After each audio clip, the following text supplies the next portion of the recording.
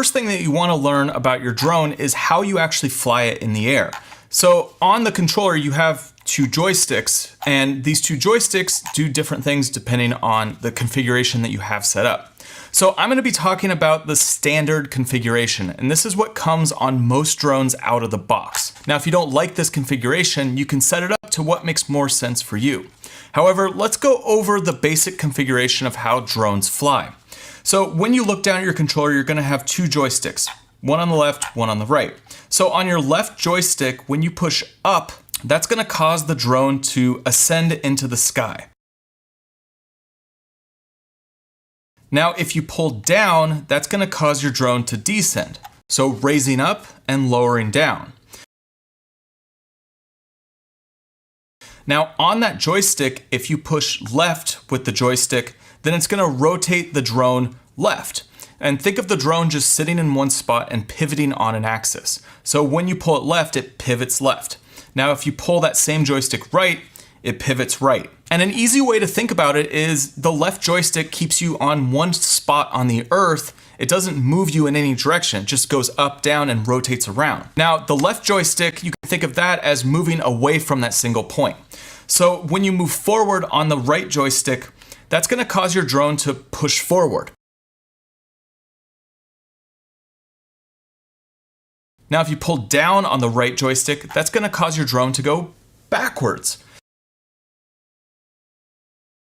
If you pull left on that right joystick, that's going to cause the drone to move towards the left. So instead of pivoting, it's actually going to be just facing one direction and moving. So think of the drone just looking straight at you and moving one direction. So if you pull right on that joystick, it goes right.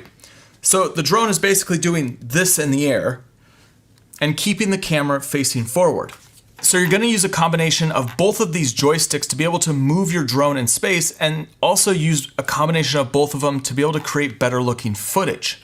Now also on the controller, you're typically going to have a way to control your gimbal.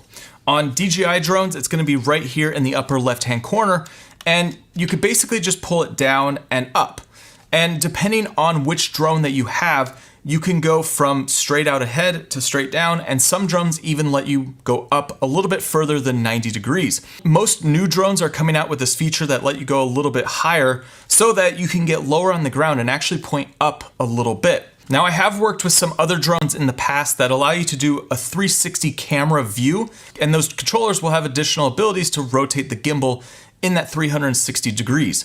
However, the majority of drones that I work with, and probably you're gonna work with as well, just have the gimbal that goes up and down.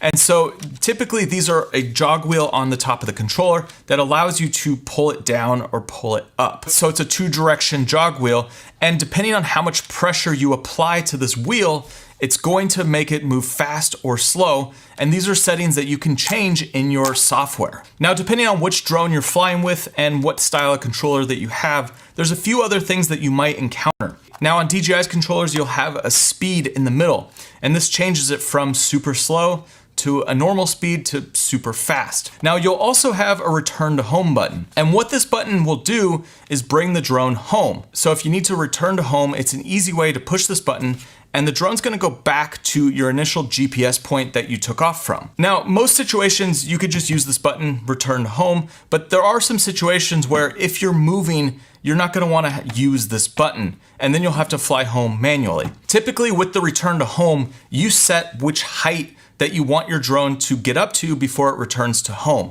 So if you're in a place with lots of trees, you'll wanna make sure that the drone flies higher than those trees before it returns to home. Now, if you're in a situation where there's not a lot of tall things around you, you might not need the return to home to be super high. So that's something you're gonna have to go in your app and change, but you wanna make sure you do that before every flight. And the last thing that you'll typically find on your controller to control how you fly is a function button. And on DJI's controllers, you can change this button to two different things. And one function I like to have set up when I'm flying is automatically adjust the gimbal. So when I click this button, it automatically snaps the gimbal up to 90 or straight down. It's an easy way to move the gimbal so that it's looking straight out. So in case I need to see what I'm doing when I'm flying, or I want to shoot straight down, I can do it with a flip of a button and not have to wait for my gimbal. Because typically I'll set my gimbal to super slow so I can actually use the gimbal when I'm flying to get cinematic looking footage. Now, one of the things that I always suggest doing is take your drone out to a big open field, somewhere where there's no chance of you hitting anything. Now, take the drone up and just fly around using the joysticks. Really learn how these joysticks work and how your drone moves in space. Because if you're in a situation where you're flying close to an object or something happens and you have to move the drone fast to get out of a situation, you want to make sure that you fully understand how you actually move the drone in space so that you don't accidentally fly the drone into the building or fly the drone into a tree. When I was first flying drones way back on like the Phantom 2, that was one of the things that I didn't do, and I took it off and I hit a palm tree almost immediately.